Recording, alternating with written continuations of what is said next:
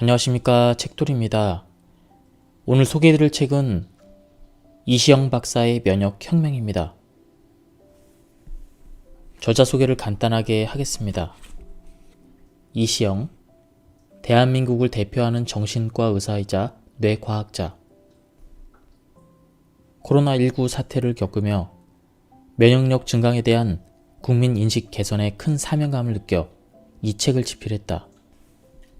면역력은 인체의 한 부분이 아닌 여러 기관들이 함께 관여해서 만들어지는 힘이기에 식습관과 생활습관, 스트레스 대처에 이르기까지 생활 전반에 대한 점검과 관리가 필수적임을 강조한다. 그럼 바로 본문을 보도록 하겠습니다. 코로나19와 같은 감염병에 걸리지 않으려면 어떻게 해야 될까요? 이는 단연코 면역력의 문제입니다. 이번 코로나19 사태를 겪으며 고령자와 지병을 앓고 있는 사람들, 즉 면역력이 약한 사람들이 가장 큰 희생을 치렀습니다. 하지만 면역력이 강한 사람들은 확진자와 함께 생활했어도 코로나19를 비켜갔습니다. 면역력이 튼튼하다면 이 병에 잘 걸리지 않는 것은 물론 걸려도 가벼운 감기 정도로 앓고 잘 넘어갑니다. 면역력을 키워야 되는 이유는 비단 신종 바이러스의 출현에만 있지 않습니다.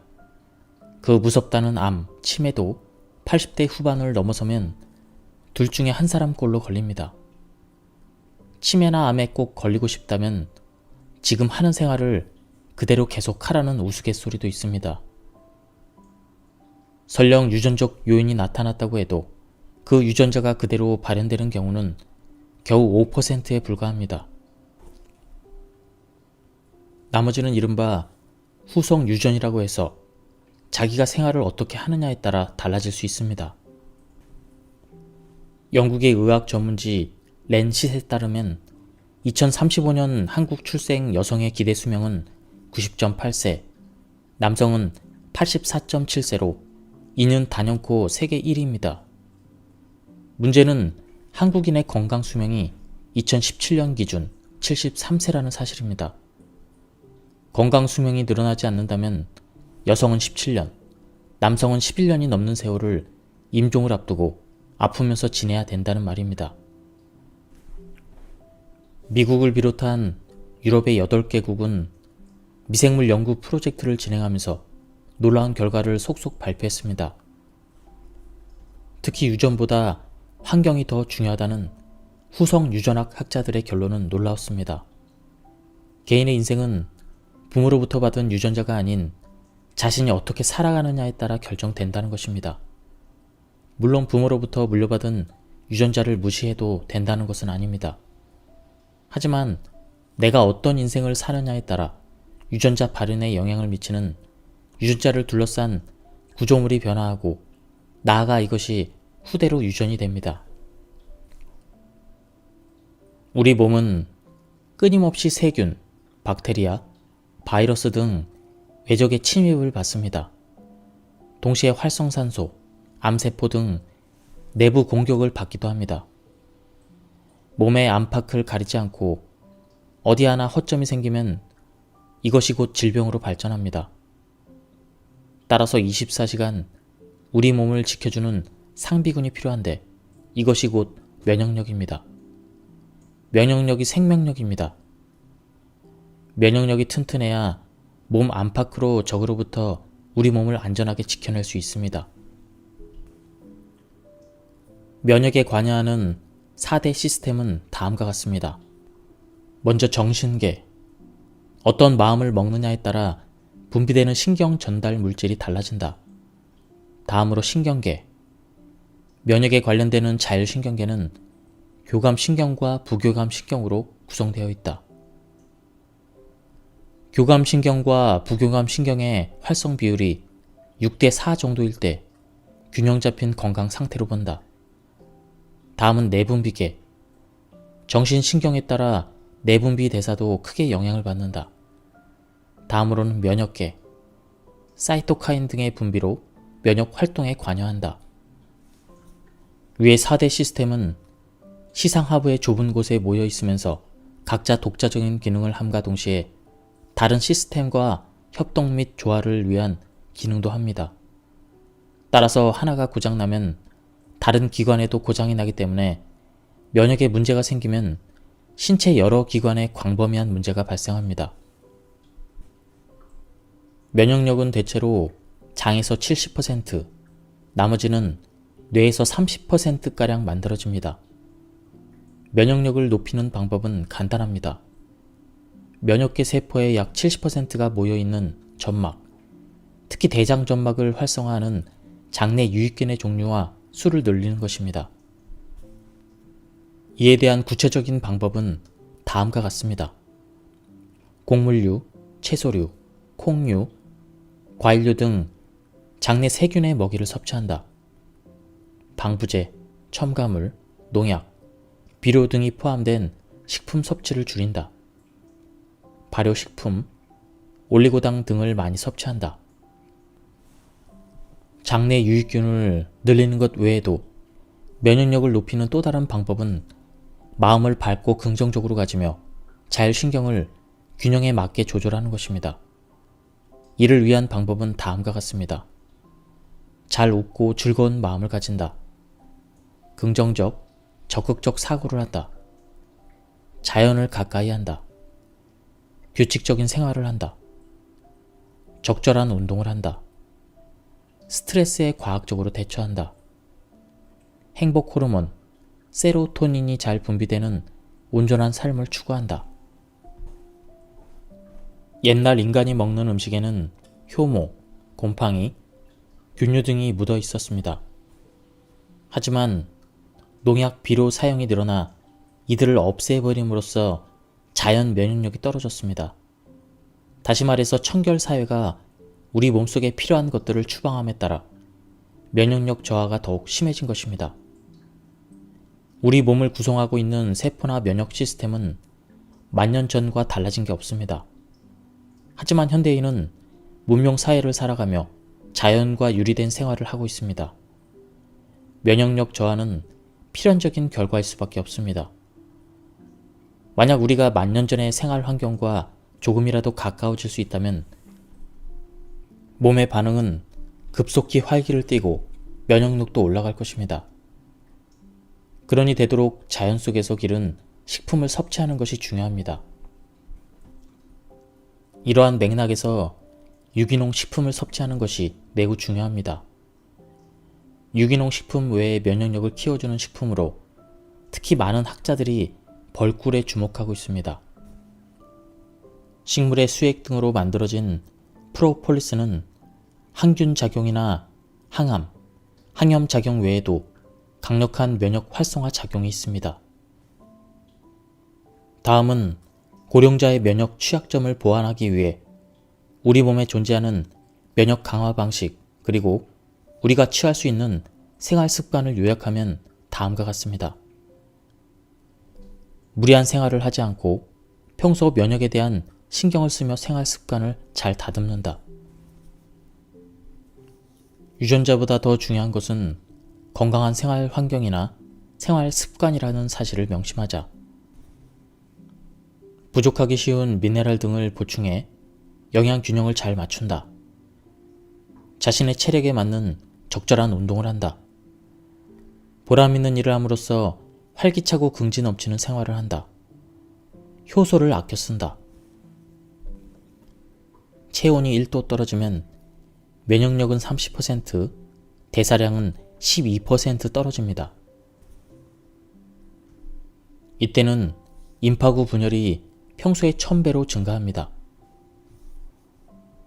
2, 3일 후에 전투 준비가 완료되면 발열, 콧물, 재채기, 전신통 등 몸살인지 감기인지 구별이 안되게 함께 옵니다. 정량하라는 강력한 명령입니다. 여기서 정량은 몸과 마음을 안정하여 휴양하는 그런 것을 말합니다. 짐승도 아프면 먹지 않고 한쪽 구석에 가서 정량을 합니다. 이때 온몸에 열도 나는데 발열은 몸을 따뜻하게 하려는 방어 본능입니다. 그런데 이 열을 해열제로 식히면 치유 과정을 방해하는 결과를 초래합니다. 우리 조상들은 감기가 오면 군부를 뜨끈하게 뗀 방에서 뜨거운 국물을 훌훌 마시고 땀을 흘리며 감기를 거뜬히 이겨냈습니다. 이것이 바로 이열치열입니다. 그런데 이를 근대 서양 의학에서는 대치대결이라고만 합니다. 전통의학처럼 동치할 줄을 모릅니다. 다시 말해서 서양의학은 병에 맞서 이김으로써 이런 증상을 없애려고만 하는데, 동양의 전통의학은 열을 열로 다스리는 식으로 이상 증상을 없애지 않고 함께 품고 갑니다. 감기에 걸리기 전 몸이 신호를 보내듯 성인병과 같은 생활습관병도 발병하기 전에, 즉 장기에 병변이 생기기 전에 신호가 옵니다. 하지만 많은 환자들이 이 신호를 무시합니다. 문제가 생기면 그때 병원에 가면 되겠지 하고는 자기 몸의 신호를 들으려고 하지 않는 까닭입니다. 하지만 약이 병을 고치지는 않습니다. 병을 고치는 것은 우리 몸에 내재된 자연 치유력입니다. 특히 소식과 운동을 가장 강조하고 싶습니다. 소식을 해야 간의 해독 대사 기능이 좋아져서 면역력을 높일 수도 있고, 운동은 세포 안의 미토콘드리아 수를 늘려서 대사 기능을 좋게 만들기 때문에 면역력을 높이는 데 아주 중요합니다. 저는 고혈압 당뇨병이 생긴 지 10년에서 20년이 되면서 암과 심부전증, 심근경색, 뇌경색, 동맥경화와 같은 합병증이 생겨 그렇게 오신 분들을 많이 만납니다. 이 분들에게서 제가 주로 내리는 처방은 채식과 소식, 그리고 운동입니다. 그러면 대부분 석 달 내로 약을 졸업하고 병이 호전됩니다. 체온과 면역 시스템은 매우 밀접한 연관이 있습니다. 건강 체온은 36.5도에서 37도입니다. 만약 이보다 낮은 저체온이라면 면역력이 약화되어 있다는 신호로 볼 수 있습니다. 체온을 올리는 방법은 다음과 같습니다. 운동을 하며 근육을 움직여 열을 낸다. 이때 과격한 운동보다 걷기 등 천천히 하는 운동이 더 좋다. 근육 단련 운동, 성장 호르몬 분비, 그리고 지방 연소, 면역력 증가의 사이클을 기억하자. 단, 근육 단련 운동은 다이어트 효과가 있지만 자주, 지나치게 오래 하면 스트레스를 받는다. 유산소 운동은 근육 단련 운동 후에 해야 효과적이다. 운동은 아니지만 생활 속에서 몸을 움직이는 활동을 많이 해야 면역력이 좋아진다. 스트레스, 과로를 줄여라. 만복, 즉 잔뜩 배부르게 먹는 것은 피한다. 만복은 대량의 효소를 소모하기 때문에 신진대사 기능 저하를 불러일으킨다. 평소 몸을 따뜻하게 유지한다. 활성산소 발생을 억제한다. 생강, 마늘, 커피 등 체온을 올리는 식품을 섭취한다. 따뜻한 물, 차를 자주 마신다. 저온 열 면역방을 활용한다. 여기서 저온 열 면역방은 40도 정도의 저온 열이 있는 방을 말합니다. 이런 방에 20분간 있으면 흐를 듯 말 듯한 건강한 땀이 흐릅니다. 건강한 땀을 내는 또 다른 방법은 20분간 반신욕을 하는 것입니다. 그러면 혈액순환이 잘 돼서 NK세포의 활동이 활발해집니다. 반신욕을 할 때 비누나 샴푸 등을 듬뿍 쓰지 않는 것이 좋으며, 특히 50세 이상 고령자는 피부에 아무것도 바르지 말고 그저 손으로 씻기를 권합니다. 몸을 지키는 피지까지 씻겨내려서는 안 되기 때문입니다. 잠자기 2시간 전에 반신욕을 하면 숙면을 취하는 데도 좋습니다. 목욕 후에 목이 마르면 따뜻한 면역 드링크류를 섭취하면 좋습니다. 예를 들어 벤나 주스라는 것이 있는데 이것은 스위스 벤나 병원에서 유래한 것으로 하루에 당근과 사과를 2개씩 갈아서 만든 주스입니다. 면역력을 높이는데 규칙적인 생활과 숙면이 빠질 수 없습니다. 숙면을 권하는 하루 생활 리듬은 다음과 같습니다. 아침 6시 전에 기상, 점심 후에 15분 낮잠, 늦어도 밤 11시 전에는 취침. 우선 아침에 일어나면 가슴 설레는 일을 만듭니다. 거창한 일일 필요는 없습니다. 친구가 보내준 커피나 좋아하는 과자, 어제 사온 새 책, 창의적인 아이디어를 샘솟게 해주는 다양한 일들.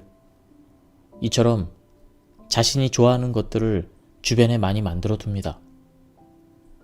그러면 매일 아침 일어나는 것이 즐겁고 하루를 설렘과 함께 시작할 수 있습니다. 둘째, 성장 호르몬의 마법을 활용합니다. 성장 호르몬은 지방을 분해하여 연소하기 때문에 자는 동안 자연스러운 다이어트가 이루어지도록 해줍니다. 실제로 우리가 자고 일어나서 몸무게를 재면 1kg가량 줄어 있습니다. 저녁 식사는 잠들기 3시간에서 4시간 전에 마칩니다. 또한 입욕은 자기 전에 2시간, 40도 정도의 물에서 합니다. 잠자리에 들기 전에 되도록 먹지 않는 편이 낫고 먹더라도 따뜻한 음료 정도가 좋습니다. 그리고 반드시 지켜야 될 사항으로 잠들기 전에 1시간가량은 일체 컴퓨터와 휴대전화를 보지 않아야 합니다. 기상 후에는 가벼운 스트레칭을 하고 가능한 한 여유롭게 아침을 먹습니다. 특히 햇빛을 듬뿍 받으며 20분 정도 걷는 오전 산책을 권합니다. 세로토닌을 올릴 수 있는 아주 좋은 방법입니다. 다음으로 면역력을 올려주는 운동 방법입니다. 생활 자체가 운동이 되는 니트를 실천한다. 아침 기상 운동을 15분간 하고 이를 취침 전에도 반복한다. 지하철이나 버스 이용 시 한 정거장 더 가서 타거나 한 정거장 앞에서 내린다. 그리고 걷는다. 출퇴근 시에 대중교통에서 하루 30분, 2번 서서 간다. 계단 오르기를 하루 5개층, 100계단가량을 한다. 이때 신나면 2계단씩 오른다. 15분 걷는 거리만큼 떨어진 곳에서 식사를 한다. 이렇게 하면 왕복 30분 걷기 운동이 저절로 확보된다. 언제나 자세를 반듯하게 하고 특히 배를 안쪽으로 밀어 넣는다. 가만히 앉아서 뱃살을 빼는 방법이다. 어디서나 주차는 멀리한다. 면역력을 올리기 위해서는 스트레스 관리를 잘 해야 됩니다. 다음은 스트레스에 대한 대처 방법입니다. 스트레스는 주관적이다. 마음이 중요하다.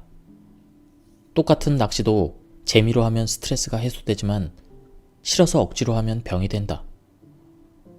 하찮은 일에도 숭고한 인생의 의미가 있을 수 있다. 슬기와 지혜를 가지고 스트레스로 여길 일에도 부정적으로 대처하지 않을 수 있다. 감사하는 마음은 가장 강력한 스트레스 해소제이다. 감사를 주고받는 과정에서 우리 마음의 행복 호르몬 세로토닌이 넘치기 때문이다. 창조적인 일을 하자. 창조적인 일에 몰입하면 자부심, 긍지가 넘쳐서 스트레스를 물리칠 수가 있다.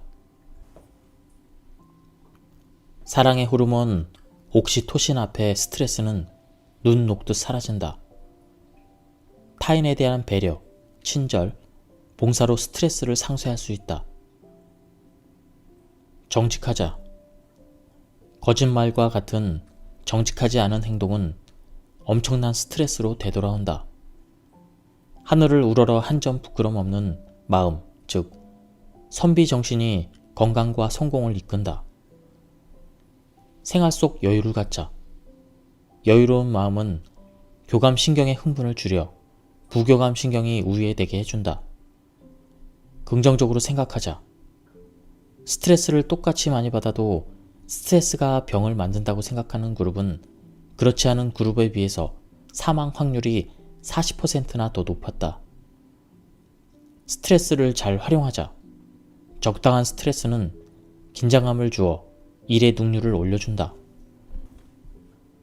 일본의 도우대학교의 아리타 히데오 교수는 감동에서 흘리는 눈물, 감루는 웃음보다 6배나 강력한 면역 증강 효과가 있다고 했습니다. 또한 감루를 흘리고 부교감 우위 상태가 되면 면역력이 회복됩니다. 도대체 이 감루란 무엇일까요?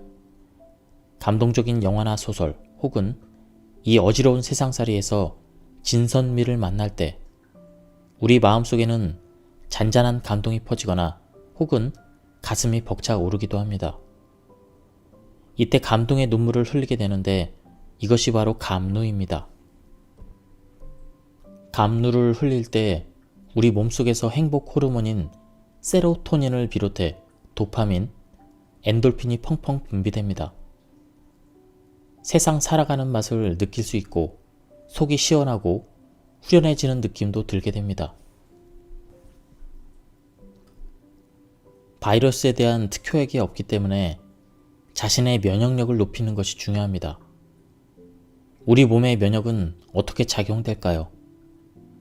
일단 바이러스가 우리 몸에 들어오면 매크로파지, 그리고 NK세포, 그리고 과립구와 같은 면역 세포들이 바이러스를 공격합니다. 그리고 감염된 세포에서는 인터페론을 분비하여 바이러스에 저항합니다. 사스의 경우 이 인터페론 분비를 바이러스가 억제하여 면역 세포들이 감염 세포로 모이는 것을 지연함으로써 감염을 악화하는 것으로 드러났고, 이번에 코로나19 바이러스도 같은 작용을 하리라 보고 있습니다. 그러므로 코로나19 바이러스에 대항하기 위해서는 면역을 강화하는 노력을 해야 합니다. 운동, 식이, 생활습관, 생활환경 개선, 스트레스 줄이기 등이 면역을 올리는 중요한 요소라고 생각합니다. 그런데 면역이 좋은 젊은 사람이나 건강에 문제가 없었던 확진자들이 갑자기 상태가 나빠져서 사망하는 경우가 뉴스에 나옵니다. 이런 사람들은 면역이 나쁘다고 할 수 없지 않을까요? 오히려 면역이 너무 강해서 생기는 현상으로 분석하고 있습니다. 이를 사이토카인 폭풍이라고 부르는데, 바이러스가 체내로 들어오면 면역 세포가 바이러스에 접근하고 이를 없애기 위해서 사이토카인이라는 물질을 분비합니다. 사이토카인은 강한 염증성을 유발하는 특징이 있는데, 적당한 경우에는 바이러스를 제거하는 기능을 하지만 너무 많이 발생하는 경우에는 오히려 자신의 정상 세포까지 공격해서 문제를 일으킵니다. 이때는 오히려 면역을 떨어뜨려야 합니다. 양방에서는 이런 경우 스테로이드를 투여를 하는데, 이는 위급한 상황에서 취해야 되는 불가피한 선택이고, 저는 이러한 현상을 예방하기 위해 장을 조절해야 된다고 생각합니다. 장내 미생물과 숙주 사이에 일어나는 면역 과정에서 균형이 매우 중요합니다. 외부에서 장으로 유해균이 침범하면 우리 장벽에 있는 면역 세포들이 이를 공격해서 없앱니다. 공격이 끝났는데도 그대로 두면 과잉 생산된 면역 세포가 숙주를 공격하여 여러 문제를 일으킵니다. 이러한 문제가 바로 자가 면역 질환, 즉 류마티스 관절염, 천식, 아토피 등과 같은 질환을 일으킵니다. 그래서 우리 몸에서는 이를 막기 위해 면역 억제 세포를 활성화하여 이런 현상을 일어나지 않도록 하고 장내 균형을 이루어 정상적인 기능을 하게 합니다. 이것을 바로 면역 관용이라고 합니다. 면역 관용이란 면역 세포나 항체가 숙주, 즉 자신을 공격하지 않도록 막는 보호 메커니즘입니다. 이를 위해서 우선 장내 미생물 조성을 조절하는 방법이 있습니다. 장내 유익균이 많으면 면역 균형을 이루기에 좋습니다. 이를 위해서 생균을 많이 함유한 요거트, 치즈, 그리고 김치, 이런 천연 프로바이오틱스를 섭취하는 것이 중요하며, 아니면 건강기능식품으로 출시된 프로바이오틱스를 구입해서 복용하는 것도 하나의 방법입니다. 그리고 과일, 채소, 씨앗류, 그리고 통곡 등은 식이섬유를 내포하고 있어 장내 미생물의 다양성을 높이고 염증을 줄이는 역할을 합니다. 이러한 식이섬유를 프리바이오틱스라고 합니다. 프리바이오틱스는 장내 미생물 조성을 조절하기도 하고 우리 몸의 대사 과정에 참여하여 만들어낸 중간 산물인 호르몬, 콜레스테롤, 글리코겐, 아미노산 등의 대사 산물을 통해 면역 관용에 중요한 역할을 합니다. 다음은 면역 강화를 위한 식사법입니다. 평소 우리는 교감신경 우위의 상태에 있습니다. 그만큼 긴장하고 있다는 의미입니다. 긴장하고 불안한 분위기에서는 밥맛도 없거니와 먹어도 소화가 잘 안됩니다. 이처럼 교감신경이 흥분되면 면역력도 저하됩니다. 따라서 식탁 분위기가 매우 중요합니다. 식사를 할 때만큼은 편안하고 즐거운 분위기여야 합니다. 교감신경이 흥분되어 저하된 면역력을 회복할 수 있도록 부교감신경이 우위가 되는 식탁 분위기로 바꾸어 볼 필요가 있습니다. 다음은 부교감신경을 회복을 위한 식습관입니다. 먼저 첫 번째로 즐거운 식탁 분위기 만들기, 그리고 골고루 천천히 잘 씹어 먹기, 한 번에 30회 정도 씹습니다.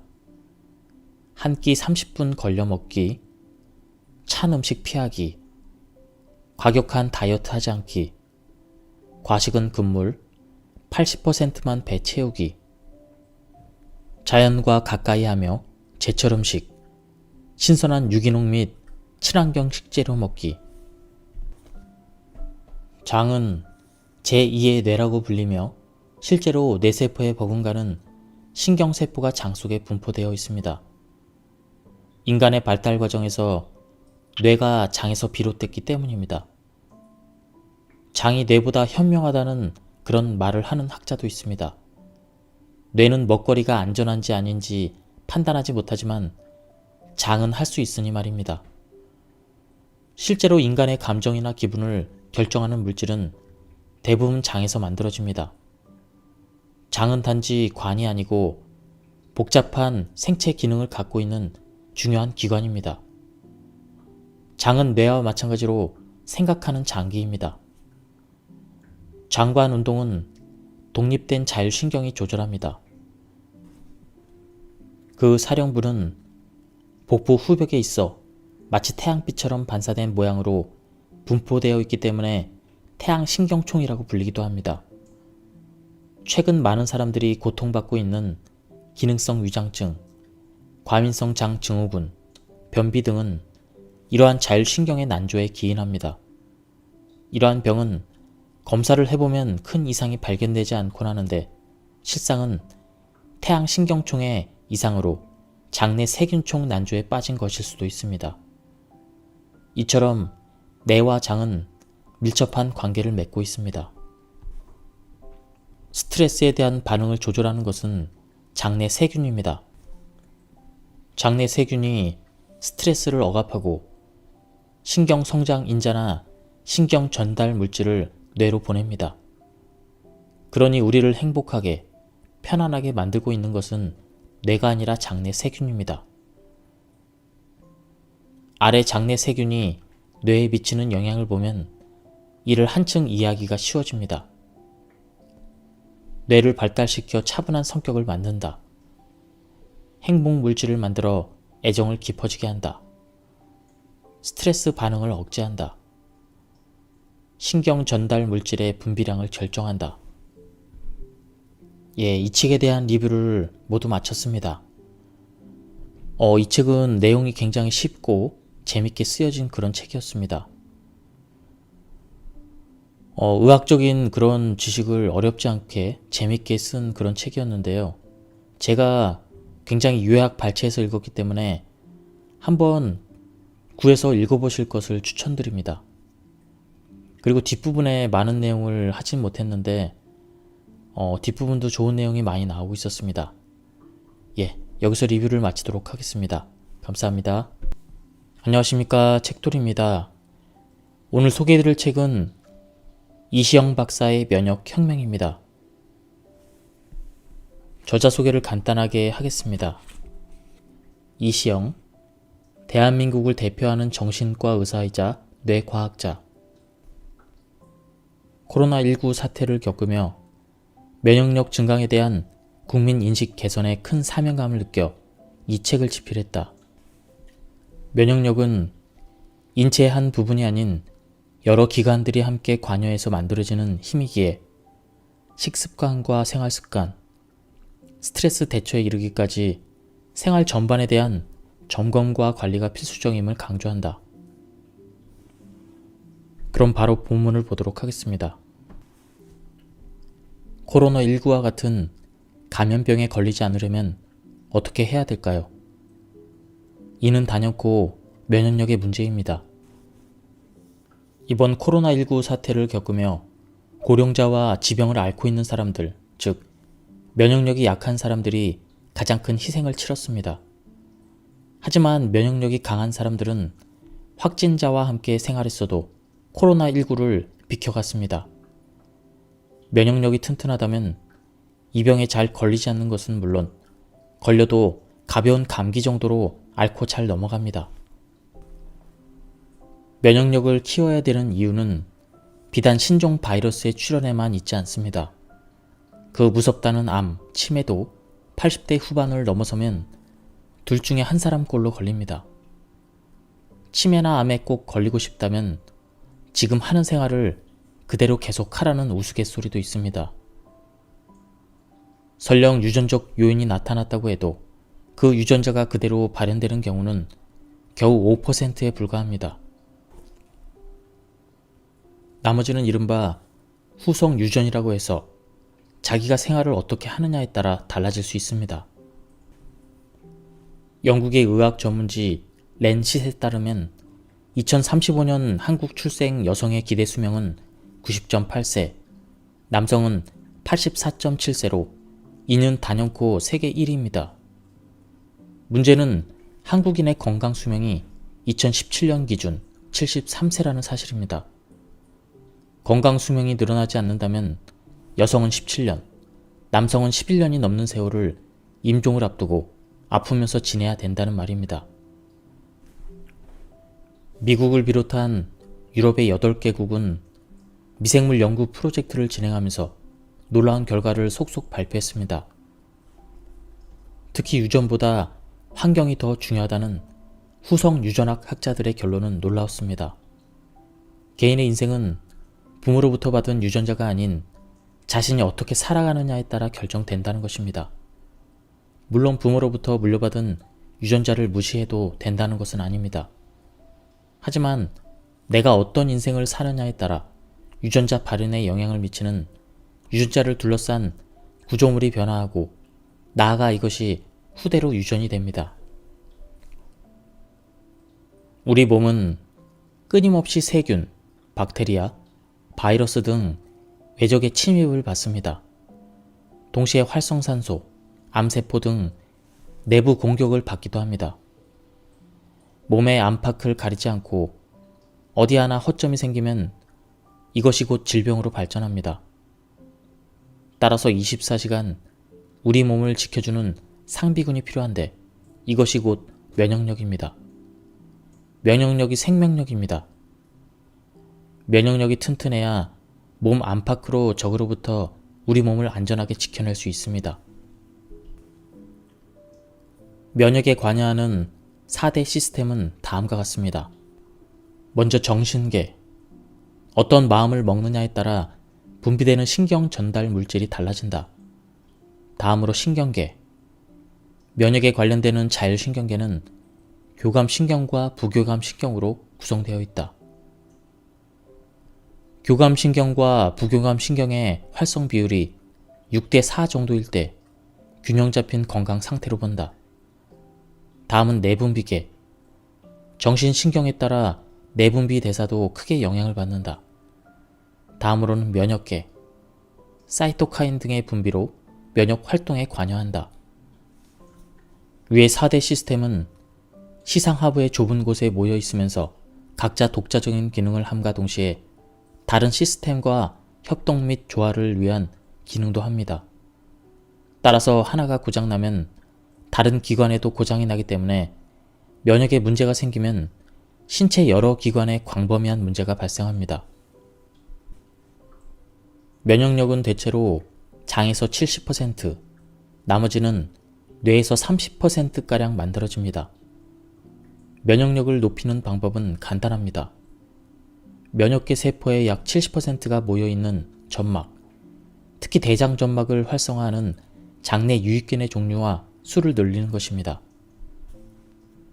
이에 대한 구체적인 방법은 다음과 같습니다. 곡물류, 채소류, 콩류, 과일류 등 장내 세균의 먹이를 섭취한다. 방부제, 첨가물, 농약, 비료 등이 포함된 식품 섭취를 줄인다. 발효식품, 올리고당 등을 많이 섭취한다. 장내 유익균을 늘리는 것 외에도 면역력을 높이는 또 다른 방법은 마음을 밝고 긍정적으로 가지며 자율신경을 균형에 맞게 조절하는 것입니다. 이를 위한 방법은 다음과 같습니다. 잘 웃고 즐거운 마음을 가진다. 긍정적, 적극적 사고를 한다. 자연을 가까이 한다. 규칙적인 생활을 한다. 적절한 운동을 한다. 스트레스에 과학적으로 대처한다. 행복 호르몬, 세로토닌이 잘 분비되는 온전한 삶을 추구한다.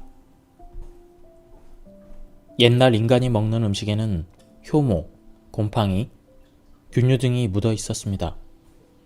하지만 농약, 비료 사용이 늘어나 이들을 없애버림으로써 자연 면역력이 떨어졌습니다.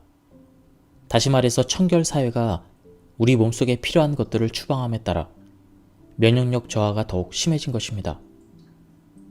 우리 몸을 구성하고 있는 세포나 면역 시스템은 만년 전과 달라진 게 없습니다. 하지만 현대인은 문명 사회를 살아가며 자연과 유리된 생활을 하고 있습니다. 면역력 저하는 필연적인 결과일 수밖에 없습니다. 만약 우리가 만년 전의 생활 환경과 조금이라도 가까워질 수 있다면 몸의 반응은 급속히 활기를 띠고 면역력도 올라갈 것입니다. 그러니 되도록 자연 속에서 기른 식품을 섭취하는 것이 중요합니다. 이러한 맥락에서 유기농 식품을 섭취하는 것이 매우 중요합니다. 유기농 식품 외에 면역력을 키워주는 식품으로 특히 많은 학자들이 벌꿀에 주목하고 있습니다. 식물의 수액 등으로 만들어진 프로폴리스는 항균 작용이나 항암, 항염 작용 외에도 강력한 면역 활성화 작용이 있습니다. 다음은 고령자의 면역 취약점을 보완하기 위해 우리 몸에 존재하는 면역 강화 방식 그리고 우리가 취할 수 있는 생활 습관을 요약하면 다음과 같습니다. 무리한 생활을 하지 않고 평소 면역에 대한 신경을 쓰며 생활 습관을 잘 다듬는다. 유전자보다 더 중요한 것은 건강한 생활 환경이나 생활 습관이라는 사실을 명심하자. 부족하기 쉬운 미네랄 등을 보충해 영양 균형을 잘 맞춘다. 자신의 체력에 맞는 적절한 운동을 한다. 보람 있는 일을 함으로써 활기차고 긍지 넘치는 생활을 한다. 효소를 아껴 쓴다. 체온이 1도 떨어지면 면역력은 30%, 대사량은 12% 떨어집니다. 이때는 임파구 분열이 평소의 1000배로 증가합니다. 2, 3일 후에 전투 준비가 완료되면 발열, 콧물, 재채기, 전신통 등 몸살인지 감기인지 구별이 안 되게 함께 옵니다. 정량하라는 강력한 명령입니다. 여기서 정량은 몸과 마음을 안정하여 휴양하는 그런 것을 말합니다. 짐승도 아프면 먹지 않고 한쪽 구석에 가서 정량을 합니다. 이때 온몸에 열도 나는데 발열은 몸을 따뜻하게 하려는 방어 본능입니다. 그런데 이 열을 해열제로 식히면 치유 과정을 방해하는 결과를 초래합니다. 우리 조상들은 감기가 오면 군부를 뜨끈하게 뗀 방에서 뜨거운 국물을 훌훌 마시고 땀을 흘리며 감기를 거뜬히 이겨냈습니다. 이것이 바로 이열치열입니다. 그런데 이를 근대 서양 의학에서는 대치대결이라고만 합니다. 전통의학처럼 동치할 줄을 모릅니다. 다시 말해서 서양 의학은 병에 맞서 이김으로써 이런 증상을 없애려고만 하는데, 동양의 전통의학은 열을 열로 다스리는 식으로 이상 증상을 없애지 않고 함께 품고 갑니다. 감기에 걸리기 전 몸이 신호를 보내듯 성인병과 같은 생활습관병도 발병하기 전에, 즉 장기에 병변이 생기기 전에 신호가 옵니다. 하지만 많은 환자들이 이 신호를 무시합니다. 문제가 생기면 그때 병원에 가면 되겠지 하고는 자기 몸의 신호를 들으려고 하지 않는 까닭입니다. 하지만 약이 병을 고치지는 않습니다. 병을 고치는 것은 우리 몸에 내재된 자연 치유력입니다. 특히 소식과 운동을 가장 강조하고 싶습니다.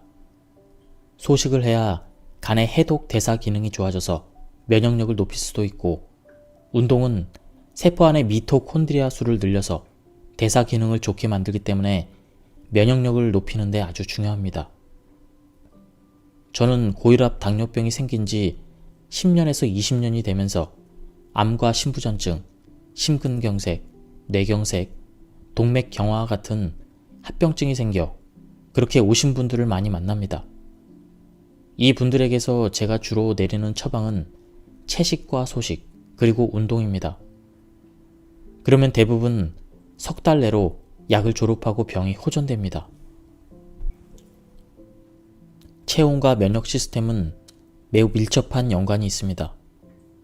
건강 체온은 36.5도에서 37도입니다. 만약 이보다 낮은 저체온이라면 면역력이 약화되어 있다는 신호로 볼 수 있습니다. 체온을 올리는 방법은 다음과 같습니다. 운동을 하며 근육을 움직여 열을 낸다. 이때 과격한 운동보다 걷기 등 천천히 하는 운동이 더 좋다. 근육 단련 운동, 성장 호르몬 분비, 그리고 지방 연소, 면역력 증가의 사이클을 기억하자. 단, 근육 단련 운동은 다이어트 효과가 있지만 자주, 지나치게 오래 하면 스트레스를 받는다. 유산소 운동은 근육 단련 운동 후에 해야 효과적이다. 운동은 아니지만 생활 속에서 몸을 움직이는 활동을 많이 해야 면역력이 좋아진다. 스트레스, 과로를 줄여라. 만복, 즉 잔뜩 배부르게 먹는 것은 피한다. 만복은 대량의 효소를 소모하기 때문에 신진대사 기능 저하를 불러일으킨다. 평소 몸을 따뜻하게 유지한다. 활성산소 발생을 억제한다. 생강, 마늘, 커피 등 체온을 올리는 식품을 섭취한다. 따뜻한 물, 차를 자주 마신다. 저온 열 면역방을 활용한다. 여기서 저온 열 면역방은 40도 정도의 저온열이 있는 방을 말합니다. 이런 방에 20분간 있으면 흐를 듯 말 듯한 건강한 땀이 흐릅니다. 건강한 땀을 내는 또 다른 방법은 20분간 반신욕을 하는 것입니다. 그러면 혈액순환이 잘 돼서 NK세포의 활동이 활발해집니다. 반신욕을 할 때 비누나 샴푸 등을 듬뿍 쓰지 않는 것이 좋으며, 특히 50세 이상 고령자는 피부에 아무것도 바르지 말고 그저 손으로 씻기를 권합니다. 몸을 지키는 피지까지 씻겨내려서는 안 되기 때문입니다. 잠자기 2시간 전에 반신욕을 하면 숙면을 취하는 데도 좋습니다. 목욕 후에 목이 마르면 따뜻한 면역 드링크류를 섭취하면 좋습니다. 예를 들어 벤나 주스라는 것이 있는데 이것은 스위스 벤나 병원에서 유래한 것으로 하루에 당근과 사과를 2개씩 갈아서 만든 주스입니다. 면역력을 높이는데 규칙적인 생활과 숙면이 빠질 수 없습니다. 숙면을 권하는 하루 생활 리듬은 다음과 같습니다. 아침 6시 전에 기상, 점심 후에 15분 낮잠, 늦어도 밤 11시 전에는 취침. 우선 아침에 일어나면 가슴 설레는 일을 만듭니다. 거창한 일일 필요는 없습니다. 친구가 보내준 커피나 좋아하는 과자, 어제 사온 새 책, 창의적인 아이디어를 샘솟게 해주는 다양한 일들. 이처럼 자신이 좋아하는 것들을 주변에 많이 만들어 둡니다. 그러면 매일 아침 일어나는 것이 즐겁고 하루를 설렘과 함께 시작할 수 있습니다. 둘째, 성장 호르몬의 마법을 활용합니다. 성장 호르몬은 지방을 분해하여 연소하기 때문에 자는 동안 자연스러운 다이어트가 이루어지도록 해줍니다. 실제로 우리가 자고 일어나서 몸무게를 재면 1kg가량 줄어 있습니다. 저녁 식사는 잠들기 3시간에서 4시간 전에 마칩니다. 또한 입욕은 자기 전에 2시간, 40도 정도의 물에서 합니다.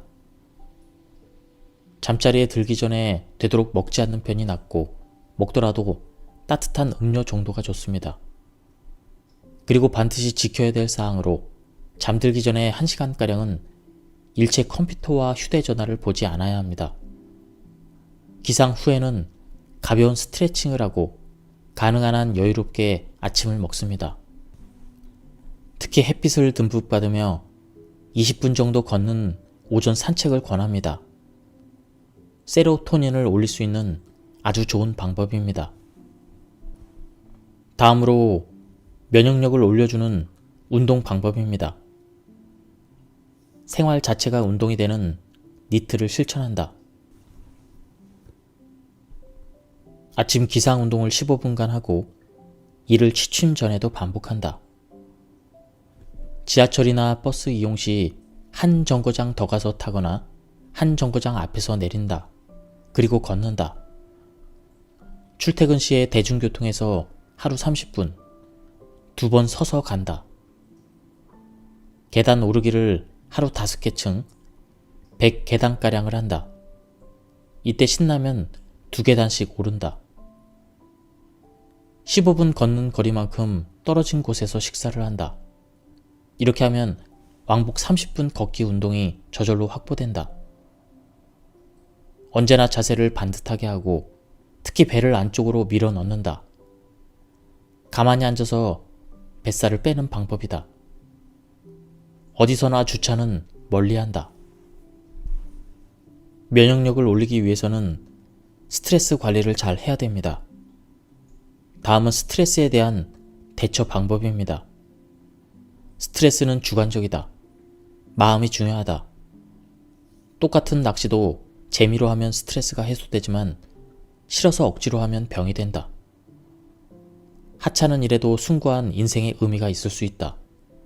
슬기와 지혜를 가지고 스트레스로 여길 일에도 부정적으로 대처하지 않을 수 있다. 감사하는 마음은 가장 강력한 스트레스 해소제이다. 감사를 주고받는 과정에서 우리 마음의 행복 호르몬 세로토닌이 넘치기 때문이다. 창조적인 일을 하자. 창조적인 일에 몰입하면 자부심, 긍지가 넘쳐서 스트레스를 물리칠 수가 있다.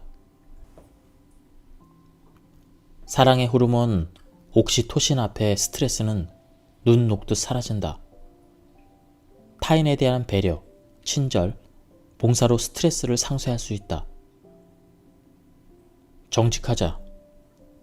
거짓말과 같은 정직하지 않은 행동은 엄청난 스트레스로 되돌아온다. 하늘을 우러러 한 점 부끄럼 없는 마음, 즉 선비 정신이 건강과 성공을 이끈다. 생활 속 여유를 갖자. 여유로운 마음은 교감 신경의 흥분을 줄여 부교감 신경이 우위에 되게 해준다. 긍정적으로 생각하자.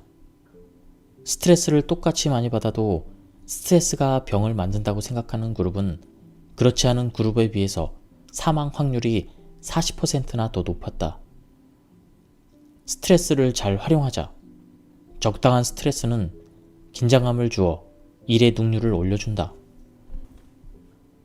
일본의 도우대학교의 아리타 히데오 교수는 감동에서 흘리는 눈물, 감루는 웃음보다 6배나 강력한 면역 증강 효과가 있다고 했습니다. 또한 감루를 흘리고 부교감 우위 상태가 되면 면역력이 회복됩니다.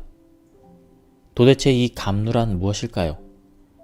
감동적인 영화나 소설 혹은 이 어지러운 세상살이에서 진선미를 만날 때 우리 마음속에는 잔잔한 감동이 퍼지거나 혹은 가슴이 벅차 오르기도 합니다. 이때 감동의 눈물을 흘리게 되는데 이것이 바로 감루입니다. 감루를 흘릴 때 우리 몸속에서 행복 호르몬인 세로토닌을 비롯해 도파민, 엔돌핀이 펑펑 분비됩니다. 세상 살아가는 맛을 느낄 수 있고 속이 시원하고 후련해지는 느낌도 들게 됩니다. 바이러스에 대한 특효약이 없기 때문에 자신의 면역력을 높이는 것이 중요합니다. 우리 몸의 면역은 어떻게 작용될까요? 일단 바이러스가 우리 몸에 들어오면 매크로파지, 그리고 NK세포, 그리고 과립구와 같은 면역 세포들이 바이러스를 공격합니다. 그리고 감염된 세포에서는 인터페론을 분비하여 바이러스에 저항합니다. 사스의 경우 이 인터페론 분비를 바이러스가 억제하여 면역 세포들이 감염 세포로 모이는 것을 지연함으로써 감염을 악화하는 것으로 드러났고, 이번에 코로나19 바이러스도 같은 작용을 하리라 보고 있습니다. 그러므로 코로나19 바이러스에 대항하기 위해서는 면역을 강화하는 노력을 해야 합니다. 운동, 식이, 생활습관, 생활환경 개선, 스트레스 줄이기 등이 면역을 올리는 중요한 요소라고 생각합니다. 그런데 면역이 좋은 젊은 사람이나 건강에 문제가 없었던 확진자들이 갑자기 상태가 나빠져서 사망하는 경우가 뉴스에 나옵니다. 이런 사람들은 면역이 나쁘다고 할 수 없지 않을까요? 오히려 면역이 너무 강해서 생기는 현상으로 분석하고 있습니다. 이를 사이토카인 폭풍이라고 부르는데, 바이러스가 체내로 들어오면 면역 세포가 바이러스에 접근하고 이를 없애기 위해서 사이토카인이라는 물질을 분비합니다. 사이토카인은 강한 염증성을 유발하는 특징이 있는데, 적당한 경우에는 바이러스를 제거하는 기능을 하지만 너무 많이 발생하는 경우에는 오히려 자신의 정상 세포까지 공격해서 문제를 일으킵니다. 이때는 오히려 면역을 떨어뜨려야 합니다. 양방에서는 이런 경우 스테로이드를 투여를 하는데, 이는 위급한 상황에서 취해야 되는 불가피한 선택이고, 저는 이러한 현상을 예방하기 위해 장을 조절해야 된다고 생각합니다. 장내 미생물과 숙주 사이에 일어나는 면역 과정에서 균형이 매우 중요합니다. 외부에서 장으로 유해균이 침범하면 우리 장벽에 있는 면역 세포들이 이를 공격해서 없앱니다. 공격이 끝났는데도 그대로 두면 과잉 생산된 면역 세포가 숙주를 공격하여 여러 문제를 일으킵니다.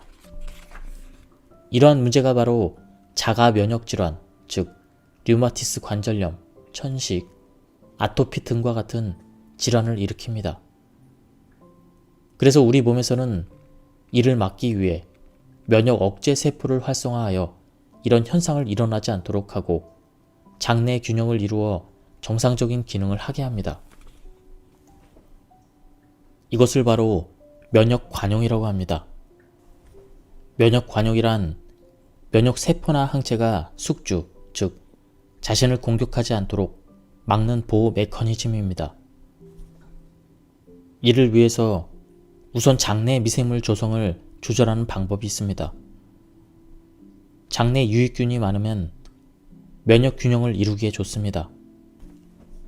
이를 위해서 생균을 많이 함유한 요거트, 치즈, 그리고 김치, 이런 천연 프로바이오틱스를 섭취하는 것이 중요하며, 아니면 건강기능식품으로 출시된 프로바이오틱스를 구입해서 복용하는 것도 하나의 방법입니다. 그리고 과일, 채소, 씨앗류, 그리고 통곡 등은 식이섬유를 내포하고 있어 장내 미생물의 다양성을 높이고 염증을 줄이는 역할을 합니다. 이러한 식이섬유를 프리바이오틱스라고 합니다. 프리바이오틱스는 장내 미생물 조성을 조절하기도 하고 우리 몸의 대사 과정에 참여하여 만들어낸 중간 산물인 호르몬, 콜레스테롤, 글리코겐, 아미노산 등의 대사 산물을 통해 면역 관용에 중요한 역할을 합니다. 다음은 면역 강화를 위한 식사법입니다. 평소 우리는 교감신경 우위의 상태에 있습니다. 그만큼 긴장하고 있다는 의미입니다.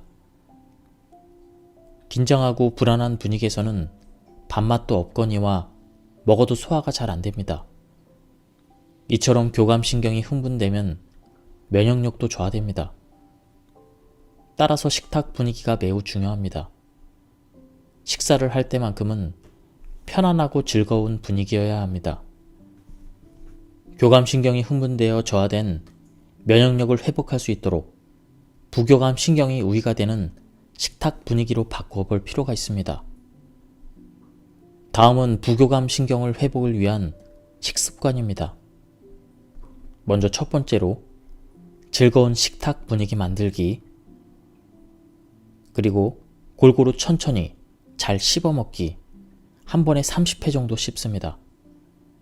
한 끼 30분 걸려 먹기, 찬 음식 피하기, 과격한 다이어트 하지 않기, 과식은 금물, 80%만 배 채우기, 자연과 가까이 하며 제철 음식, 신선한 유기농 및 친환경 식재료 먹기.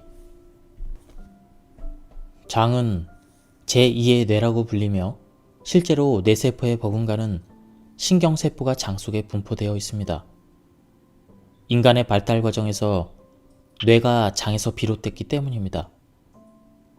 장이 뇌보다 현명하다는 그런 말을 하는 학자도 있습니다. 뇌는 먹거리가 안전한지 아닌지 판단하지 못하지만 장은 할 수 있으니 말입니다. 실제로 인간의 감정이나 기분을 결정하는 물질은 대부분 장에서 만들어집니다.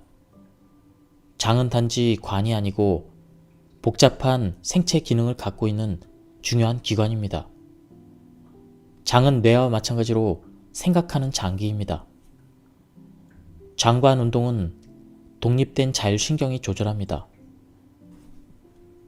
그 사령부는 복부 후벽에 있어 마치 태양빛처럼 반사된 모양으로 분포되어 있기 때문에 태양신경총이라고 불리기도 합니다. 최근 많은 사람들이 고통받고 있는 기능성 위장증, 과민성 장 증후군, 변비 등은 이러한 자율신경의 난조에 기인합니다. 이러한 병은 검사를 해보면 큰 이상이 발견되지 않곤 하는데 실상은 태양신경총의 이상으로 장내 세균총 난조에 빠진 것일 수도 있습니다. 이처럼 뇌와 장은 밀접한 관계를 맺고 있습니다. 스트레스에 대한 반응을 조절하는 것은 장내 세균입니다. 장내 세균이 스트레스를 억압하고 신경 성장 인자나 신경 전달 물질을 뇌로 보냅니다.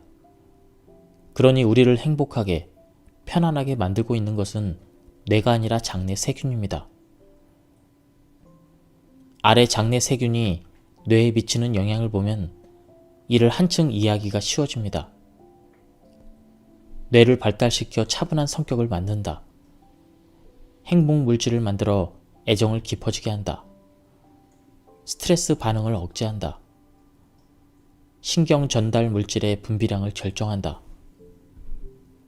이 책에 대한 리뷰를 모두 마쳤습니다. 이 책은 내용이 굉장히 쉽고 재밌게 쓰여진 그런 책이었습니다. 의학적인 그런 지식을 어렵지 않게 재밌게 쓴 그런 책이었는데요. 제가 굉장히 요약 발췌해서 읽었기 때문에 한번 구해서 읽어보실 것을 추천드립니다. 그리고 뒷부분에 많은 내용을 하진 못했는데 뒷부분도 좋은 내용이 많이 나오고 있었습니다. 예, 여기서 리뷰를 마치도록 하겠습니다. 감사합니다.